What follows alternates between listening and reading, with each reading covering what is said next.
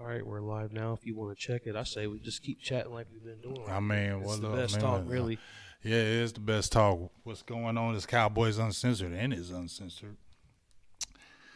It should be uncensored because you just had these Cowboys losing them. Damn sorry. I ain't gonna say they sorry, Carolina Panthers. I can't even say they sorry, G, because I mean they're better than Dallas right now. They're 3-2.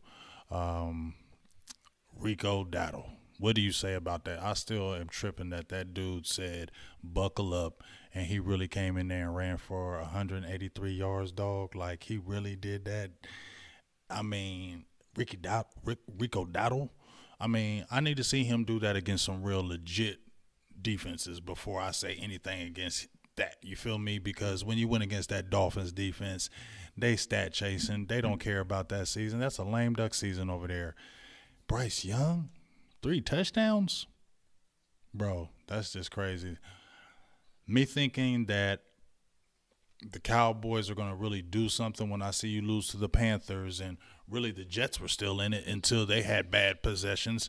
You had the Giants, who almost beat you with Russell Wilson. They didn't have Jackson Dart. You get what I'm saying? They're a better team. So when you're heading into this Washington game, when you look at this title, it's do or die. Because if you lose another game in the NFC, you've already lost to the Eagles, you tied the Packers, you lost to the Panthers, you lost to the Bears. If you lose to the Commanders, damn near all your losses against NFC teams, and you have 2 losses in the NFC East. Where do you tell me that, oh, there's still hope? That's what we keep hearing Jerry say. We still in it. We still in it. That'll still be choking. Yep, and it's everything points to the defense because, once again, you got to score a lot of points to win a game. You score 27, you should be able to win a game. So this is a team scoring almost 30 points a game. And so, obviously, the issue is the defense, which kind of goes into some things we wanted to talk about, which was Matt Eberflus. A lot of people saying, should he be fired now? Should they let him go the rest of the season? Or what do you think? Jerry seems to be backing him up. What do you think about Eberflus? Well, you know what I don't understand, G, about Eberflus is that when he was over in Indianapolis, he had some good defenses.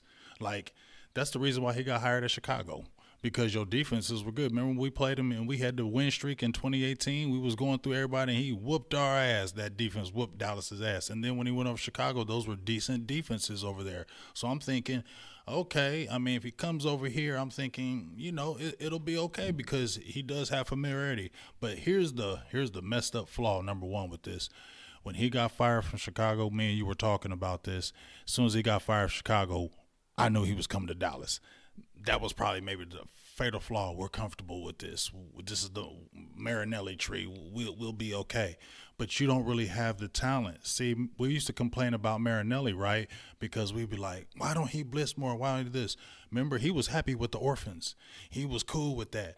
But when you don't have that front 7 that you need to play in cover defense, cover 2 or cover 3, you need to have that front 7.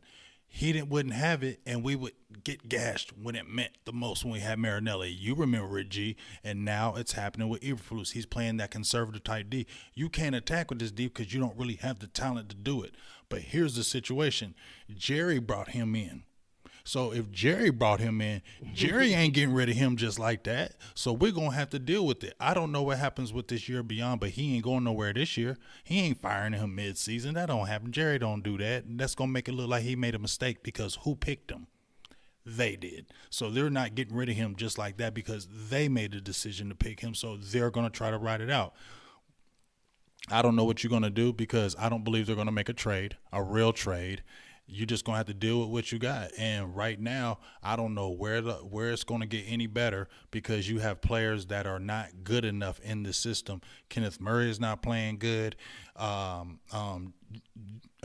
Jack Sanborn, I like his instincts, G, but he runs a 4.7. He's a tick late. So if you have the good instincts but are a tick late and you don't have guys with you, Kenneth Murray's not doing good, and then you have the Shamar James, who I like his ability, but he's a rookie getting thrown in the fire. You feel me? So he's making all kind of mistakes. Then you got Maris Leofau, who you just now started playing, and he plays wild. And you see him, you like, what are you doing? So it's like these guys don't know what they're doing, and then you're not getting any kind of pressure up front. Dallas did not sack Oh, my bad. Maris Leofow sacked Bryce Young. You didn't even sack Bryce Young. So if you can't get pressure on him, what the hell you think Jaden Daniels going to do? You feel me? So I don't know where it's going to get better. You would have to make a trade, but do you trust your defensive coordinator if you make that trade is he's going to do the right moves with the player? So I just feel like it's just bad business all the way around for this defense. It's only going to get worse from here. So you think it's more of a player issue than the scheme? I think you got bad players. I think you have a. What about Bland and Diggs, these high-paid corners? You think you'd be able to put them on an island and send some blitzes or something like that? But the Cowboys never really invest in the safety spot. I will say they are more the man corners because we've seen them when they were with Dan Quinn, right? They had the most productive years with Dan Quinn when they played the aggressive man defense. But we also had Micah Parsons then. We also had guys that could put pressure on the ball. See, it's different. Everybody can say, Lord, let's get out the zone and let's blitz more and let's play more man. That's all good. But if you can't get pressure up front and you putting your guys on man, they can't cover them guys forever. And if you're not pressuring the quarterback, the man defense does not matter. So if you're trying to say, let's put them in a position where they're better at, okay, they're better at man coverage, but you need to get pressure. If they're in a 3rd and 8 or 3rd and 9 and that dude is getting 3 to 4 seconds to throw the ball, they're not going to be able to cover. They're going to find something underneath, and your linebackers are still suspect. So to me, it's just not the scheme. Okay, because you need to have pressure, and you don't have Micah Parsons. I ain't trying to bash, but he masked a lot of your deficiencies.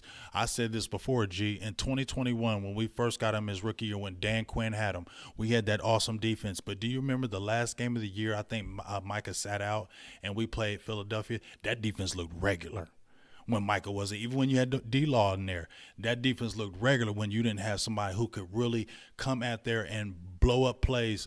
And he makes it easier for everybody else. Micah made it easier for everybody else. Now you don't have that guy. So now, because you don't have that guy to put the pressure on, your corners are still going to suffer regardless of what you do. So you need to get the pressure up front, and you don't have it.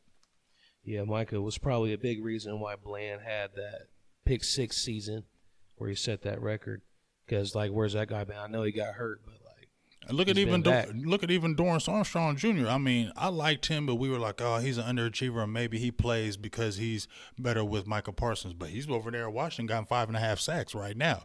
You get what I'm saying? So it's some coaching involved in it because I do believe Dan Quinn's a better defensive coordinator than Matt Eberflus, and I think he's more of a player's coach, and I think that's why he got the best out of that Dallas defense.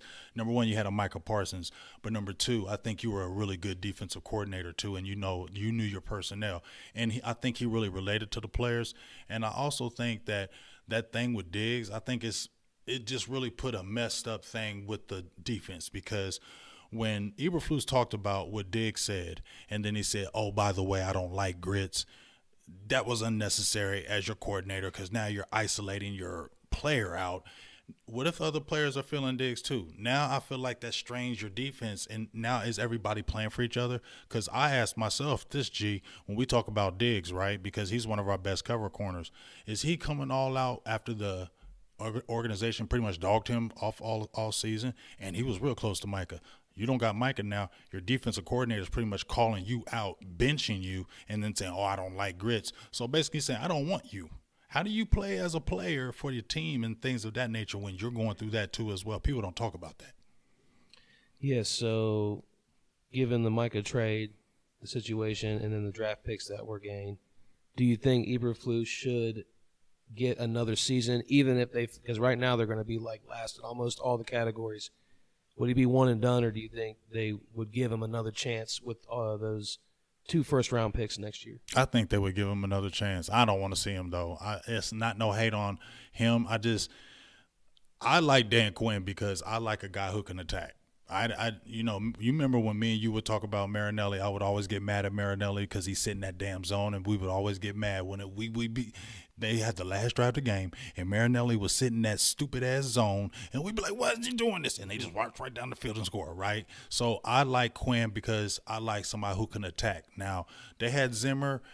I like Zimmer for the simple fact that he's just a damn good defensive coordinator. Even though he's 100 years old, he still is a damn good coordinator. But it was still comfortable. They went right with him because he's familiar. We know him. That's the problem. Get out of your comfort zone and find a real defensive coordinator that comes after, like, has his own thoughts. You lucked up with Dan Quinn because he got fired. That's how we lucked up with him, because if Dan Quinn was still there, I don't know who we would have got. They would have still tried to go with somebody familiar, G. That's the problem. Mm-hmm. They go with everything familiar and comfortable with them, and it really causes the team to be comfortable. It feels like it makes the team comfortable. You feel me? Because you're already, to me, you saw Schottenheimer go out and get Clayton Adams and Connor Riley. We like, yeah. Why'd you go out and get Eberflus? Why couldn't he go out and get the defensive coordinator? Just like when Mark McCarthy came in, he had to keep Kellen Moore. See the problem? Yeah, it's family owned and operated, so nothing's changing for a while there. All right. We were going to talk about George Pickens' possible long-term deal because they did the trade. What up, everybody? Decided to do a prove-it deal and not sign it long-term. So you think that what's going to happen with that situation? Man, dog, first of all, we was talking, G, and I was like, when they traded for him, I said, why didn't you do something like what they did with DK Metcalf? When they traded for DK Metcalf, Pittsburgh did, they said, we got a deal in place. We're signing you to this number already. Come on over here. Boom. I feel like Dallas was like, we're going to trade for you, but you got to prove it to us. You got to show us that before we even think about signing you, you got to prove it, because you even heard Jerry talking about he's exceeded our stuff. We didn't think this, and now we're open to signing him. I kept on hearing how the agent him said, oh, no, we're going to wait. But if Dallas really came hard at you, said, hey, we want you on this team, we're going to pay you money, boom, boom, boom, I think you would have signed. But I think they came like, oh, we'll wait and see. Because why would Pickens come out and you just asking him, oh, well, how would you feel? Yeah, I'd like to sign here. Of course you would. You're playing with a damn good quarterback and you got CD Lamb with you. Of course you would. And you're doing numbers now. You already got your career high in touchdowns already. You're turning up. You're going to be out of Dallas's price range, in my opinion, now. Because if you would have traded for him and said, hey, we want you, we're going to get you, because you don't think other teams, G, are not going to sit there and look at what George Pickens is doing. And there's going to be needy teams next year for a number one, and he's on his best behavior. Boom, $40 million. That's why there's been a question asked if he should be traded. But maybe some of it is because Lamb just signed the 4-year deal. Maybe they don't want to put that much in the receiver. But when you look at what Cincinnati did with Higgins and Chase, this team kind of reminds me of the Bengals from last year. A great offense. Burrow was at an MVP type level, but I don't even think they made the playoffs. That's kind of what this team feels like. But that's the situation it is right there. So maybe that has something to do with it. You think they would sign 2 guys to a big deal like that? I have my doubts just because that price tag is going up by the game. You feel me? And I don't feel like they're going to be competitive with somebody else. Now, I heard Brian Broader say, well, I'd trade him now because this is at his highest. Well, you should get a pick from him because you're going to lose him. I understand where he's coming from, and that's not a terrible idea, in my opinion, because you know what Dallas is going to do. Where has Dallas surprised us? Okay, we knew you were going to sign CD Lamb. You didn't surprise us with that. Okay, you didn't surprise us. Okay, you surprised us with the trade. Go through it. Okay, you had some nuts. You jumped out there. You showed some kahunas. Now finish the deal. We traded for you. Now we're gonna sign you for money. $30 million. We got you. Boom. We ain't worried about that. Why don't you do that? Why don't you have some guts? But y'all play conservative. Oh, prove it to us and show us, just like you did Dak. Just like you did other players. Prove it to us. We're going to franchise tag you. Show us again. You did it with D-Law. We didn't believe that 10 sacks. Show us again. You feel what I'm saying? This is the Dallas Cowboys way. And because that's the way, you're going to lose a good player. You should have signed him, because I feel like he's going to be out of the market. And I don't feel like they have the balls to be able to trade him at his highest. They're not smart enough to do that. They're going to let him ride out through the season. They're going to make all these empty promises to us, G, like they always do, just like Jerry's always like, oh, yeah, we got cap money. We got the cap money to do it. Why ain't you doing it? You got the cap money to do it. Why don't you sign him? Nope, you're going to let him drag. He's going to get 80 catches for 1,200 yards and 13 TDs, and he's going to be gone. He's going to be starting right back over.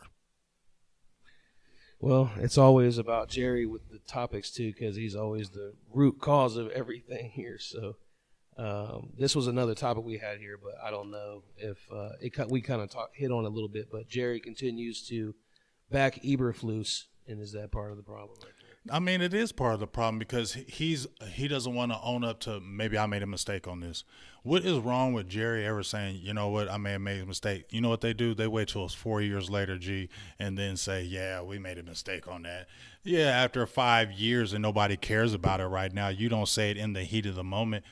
He never to me, owns up to it. He still wants to come out in the media and manipulate the media and keep trying to bring us back. Oh, we got money for a trade. Oh, yeah, him and Steven saying, oh, yeah, we got picks. We open for business. We open for business. But you ain't calling nobody.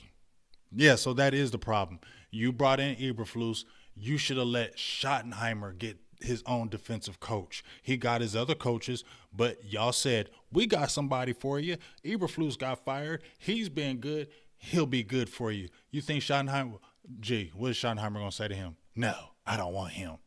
He going to do that as a first-year head coach? No, he's happy he got that job. So he ain't saying no to that. So that is the problem. Once again, this is your Kellen Moore part 2. Just like when you got McCarthy and you kept Kellen Moore, you got Schottenheimer, and now you brought in your Eberflus. That is the problem. Yeah, Jerry, he's got a. If he was not the GM, he would have done fired himself a few times by now. If somebody else was GM. And think about this. Me and you had talked about this as well. And I don't want to be a dead horse because we're going to talk about the Washington game. But this is the truth. I feel like the reason why the Cowboys are not successful because everybody's comfortable. Number one, you're comfortable up top.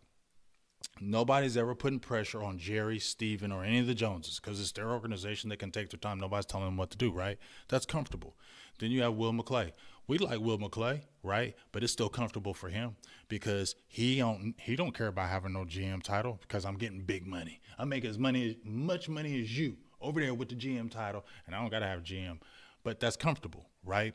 Because people always like, Will McClay's contract is up. Don't we always hear it? And then he don't never go nowhere. He was never going nowhere. Because if Will McClay leaves, G, and he goes to another organization, there's going to be pressure on you. Going to be big pressure on you. And you better, all them picks that you did over in Dallas, don't nobody give a hell if you can't do it in 2 years with another team. You're going to get fired. And then you're not going to have a job. And then all that lavish luxury you had with Dallas won't be there no more. So you know what Will McClay is saying?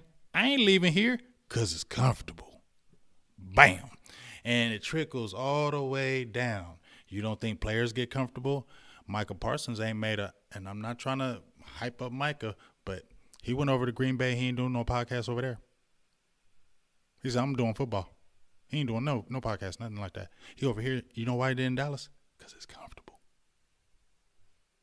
And when you have everything is comfortable, y'all don't hear what Jadeveon Clowney said when he came over here and signed? He said, Jerry Jones spoils y'all. I'm going to get mine too. Did you hear what he said? He spoils y'all. He told y'all coming in. Y'all spoiled out here. Doesn't that sound like comfortable? That's why you don't win. You're going to win based on talent. You are because they draft decently. They got talent. But when you're comfortable and that pressure's on you, you don't come through in pressure situations. That's why they're always failing in them. There's no way you should have lost to the Panthers. You shouldn't have lost to them Bears. The only way, in my opinion, that any of that's going to ever end is what we were talking about before we went live. Was you got to stop going to the games, you got to stop buying the jerseys. It ain't never happening. Everybody would have to do that. And it ain't never happening. They'd have to feel it in their pockets. It ain't never happening, though. That's the only way that maybe Jerry be like, okay, I need to hire a GM.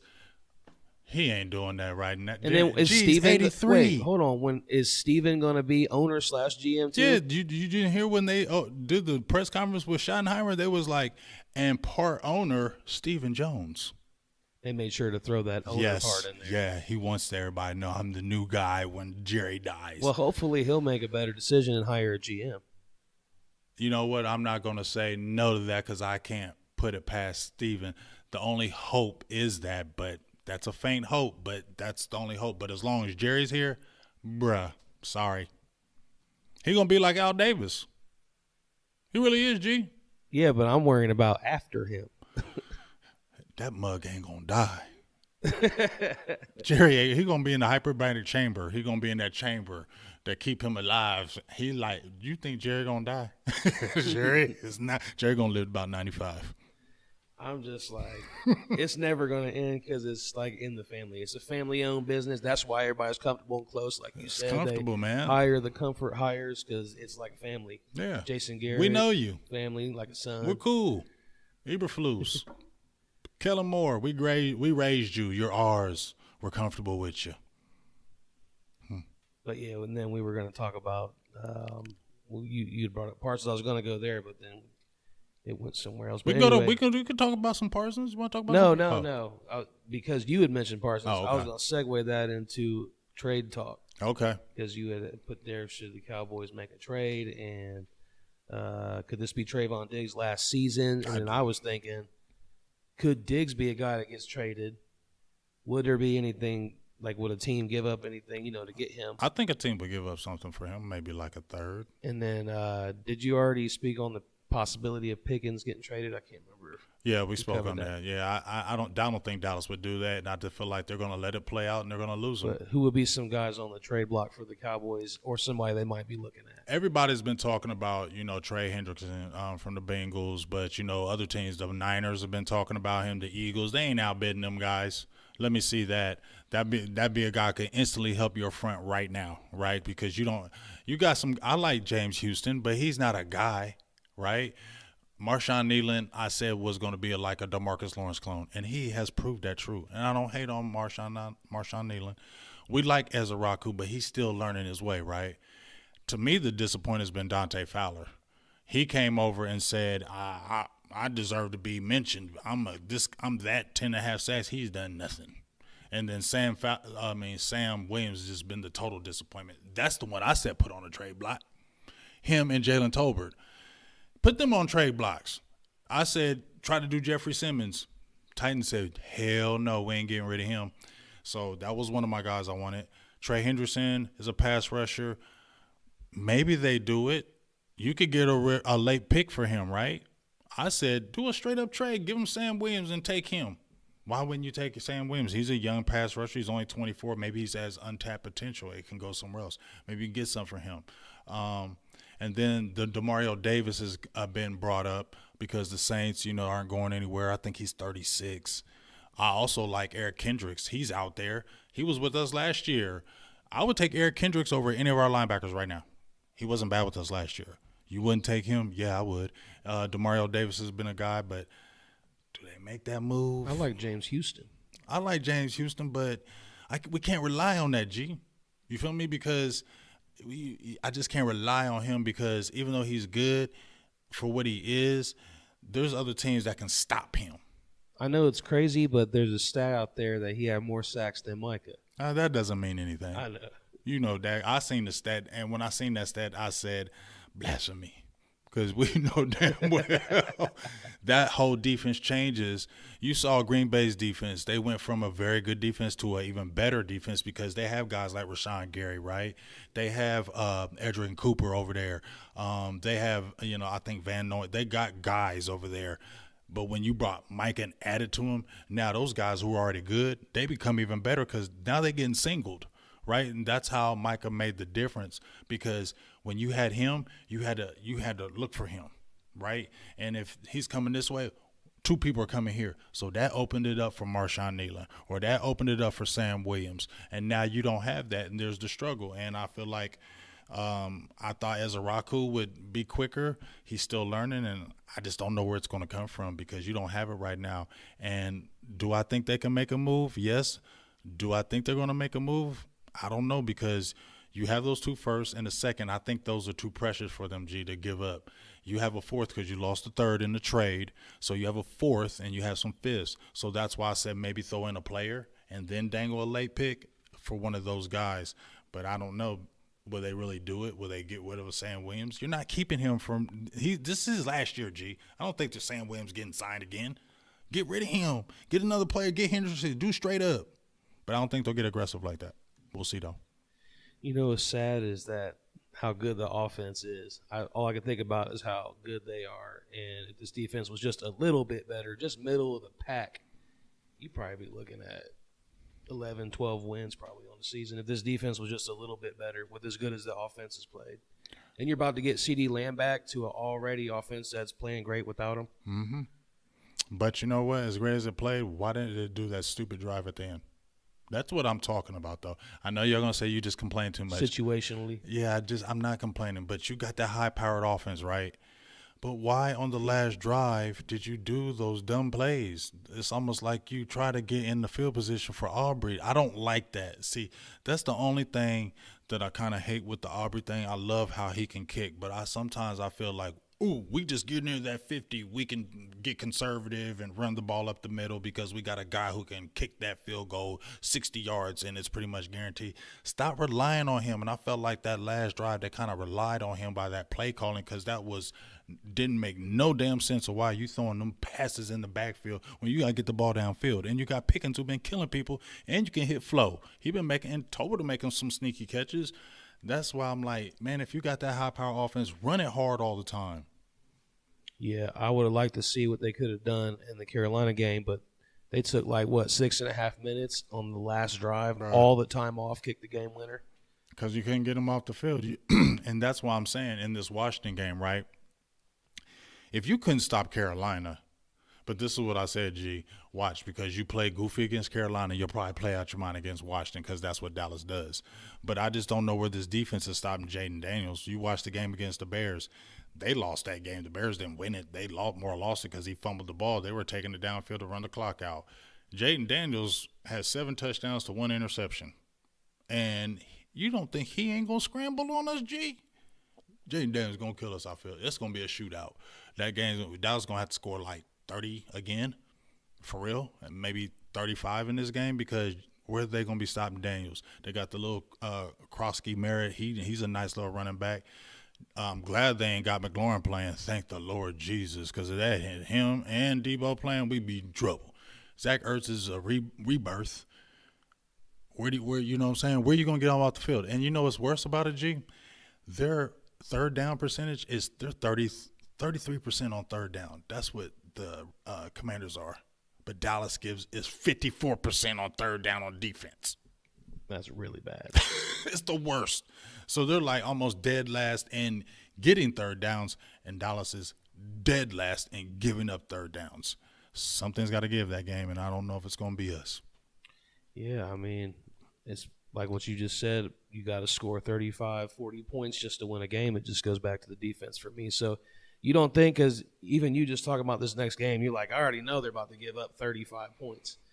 So we're going to have to be a shootout to win this game. But it's so you don't think that they should try to – just something would be better than what we have now? Just change it up somehow? Go get aggressive. I mean, what do you got to lose? That's exactly what I mean by that. So, yeah, get aggressive. You have to lose, what do you got to lose? Get aggressive. Yeah, so who tells him to do that? And then if not, is there another coach that you might just be like, okay, he's more aggressive? That's where the head coach should be coming to him. But I don't know if Jerry and them are over top of him, leave Eby alone, leave Flusy alone. I don't know if Schottenheimer is nutsy like that, going over to him hey, bro, you need to start blitzing, dog, because this ain't working. That's the conversation. Blitzing's better than nothing. Bro, you sitting in this coverage, I get it. You worried about players or whatever, but you brought Kyer Elam over from Buffalo. Guess what he was known for in college? Man coverage. You traded for him. So why are you playing zone and you traded for a man cover guy? You get what I'm saying, G? You know Diggs is a man. You know Bland. Then you traded for a man cover guy, but you stay heavy zone. Where is the thinking of that? So shouldn't the head coach be like, hey, I get it, but you need to do this. You need to change up that, and we need to do this. And that coach should be able to okay. But does that coach – see, that's what I'm saying, G, because the family brought him in. Would the coach really listen to Schottenheimer if your guy brought you in?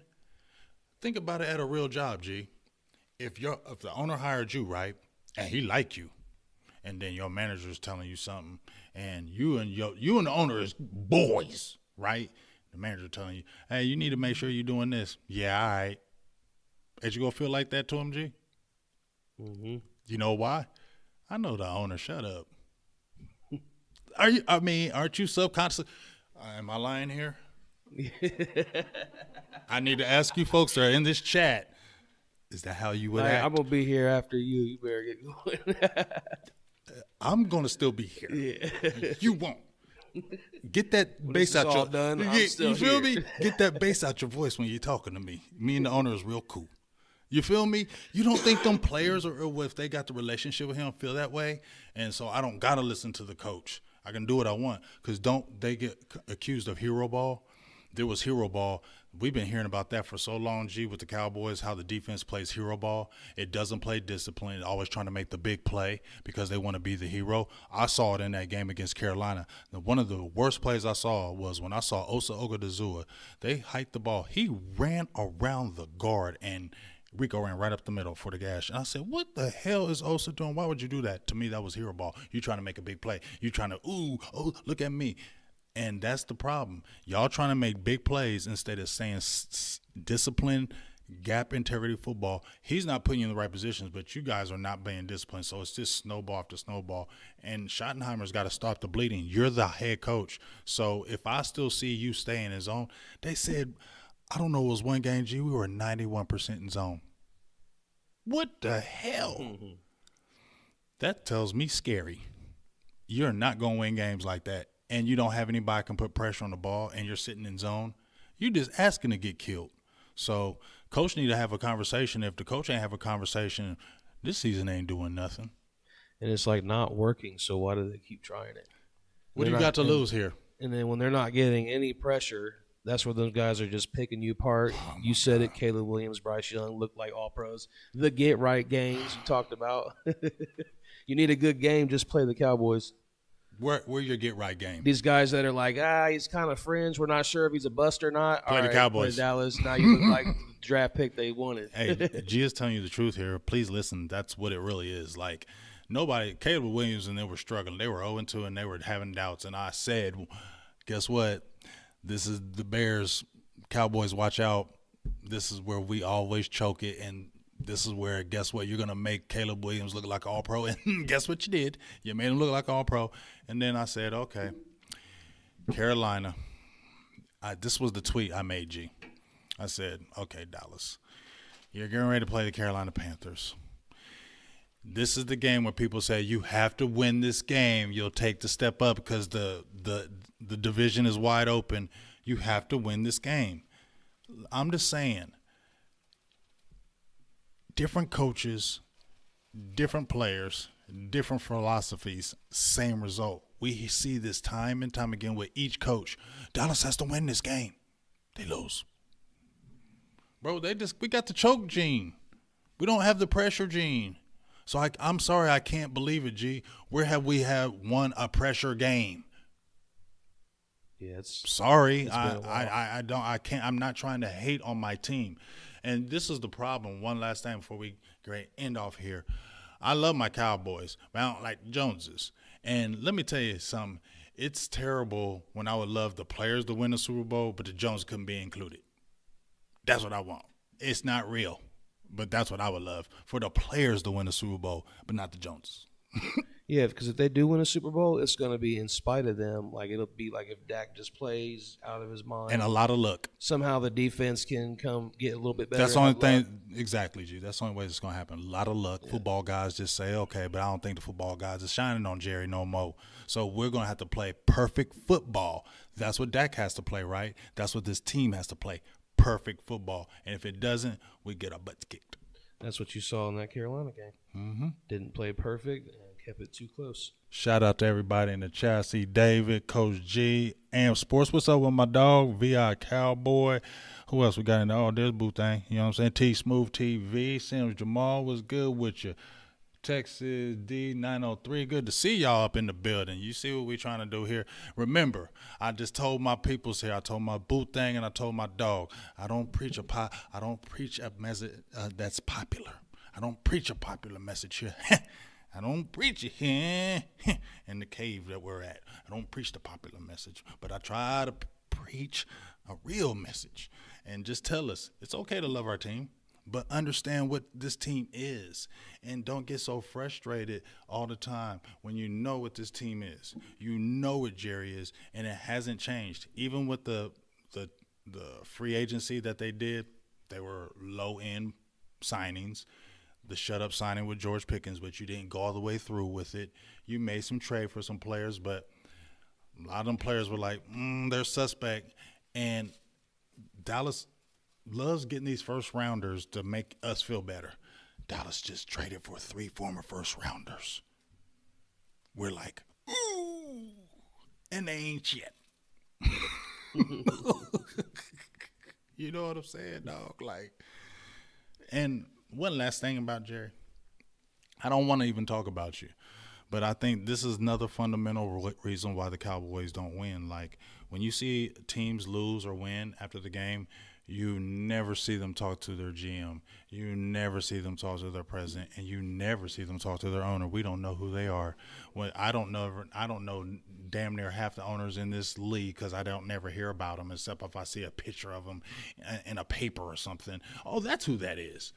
That's what he looks like. Oh, okay. Oh, I didn't know. Damn, I didn't know a lady owned the Rams. Like, that's how low key they are. But with Dallas, no, we know every freaking move Jerry is doing because when Dallas loses, who's the first person talking to? Hey, Jerry, what do you think? Same old thing. Dallas win. Here, Jerry. That's just the fundamental reason because you have an 83-year-old GM, president, owner. After every game, you're talking to him. Why? What are you talking to Jerry Jones for? That's the problem. Does he hire the media to make him talk to him? I want to know. Does he have them on the payroll? Gee, I don't know. Do they have to talk to him? I'm telling you, man, if you watch that documentary, he thought he was a player on the team. Like, he thought he was one of the guys. See, I didn't watch it. I didn't want to watch it. Like, he thought he was one of the guys. See. Jimmy Johnson never respected his football IQ, none of that. Yep. And he was just delusional. Yep. And still is. Yep. That's why he makes those crazy-ass comments. And it's always the same results. And I should have watched that. I'm going to watch that documentary. The definition of crazy is doing the same thing over and over, getting the same results, expecting the same. So he's crazy. And with that, what you just said, because guess what? I'm not going to lie. I'm not going to lie. I seen 2 parts of it, and I turned it off. It is a good watch. It was good, but I'm in my head. I'm like, I don't want to see this old shit no more, dog. Piss me off. Y'all want to still live in this stuff. But it was probably an awesome documentary. But the key thing that you said is the problem with the Joneses as well. They think they're football men, and I've been saying that. Steven think he's a football man because he was on the Arkansas team. You didn't play nothing ever. You never saw the light of day, chemist. You're a chemist. He majored in chemistry. Okay. You feel me? And Jimmy would always look at you, Jerry, like, you don't know shit. Shut up and just pay the damn bills and pay for these players and let me do this. And Jerry hated that. And once Jimmy left, Jerry wanted to be like Kobe. Because when Shaq left Kobe, Kobe said, I'm going to get these championships without your ass. They ain't going to be saying I got these championships with you. And that's what he did. And what did he do? He went hard in the paint. He became more of a team player because he said, I got to do this because he adjusted, didn't he, G? Kobe adjusted. Kobe became more of a team player because he knew what I had to do to be a champion. I'm going to have to change my ways to be a champion. And guess what? The basketball guy said, you've changed your ways, Kobe. Take these championships right here. Because there weren't great teams with Paul Gasol and them. There weren't great squads, but he changed his game, and they won, right? Take a picture of that. Take a page out of that, Jerry, and you never will. So I'm just having a good time. Yeah. You should definitely watch the whole thing. Look, you just sounded like, yo. What can we say? It's the same old thing. Yeah, it's like I said, man, it's real frustrating for the fans because you spend all this money on merchandise. You spend all this. You get tattoos. You name your kids after the team. He's in withdrawal.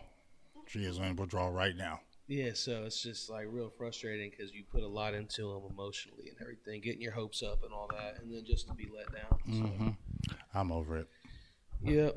So I don't expect anything anymore, and I will not be happy until we're at least playing in an NFC Championship game.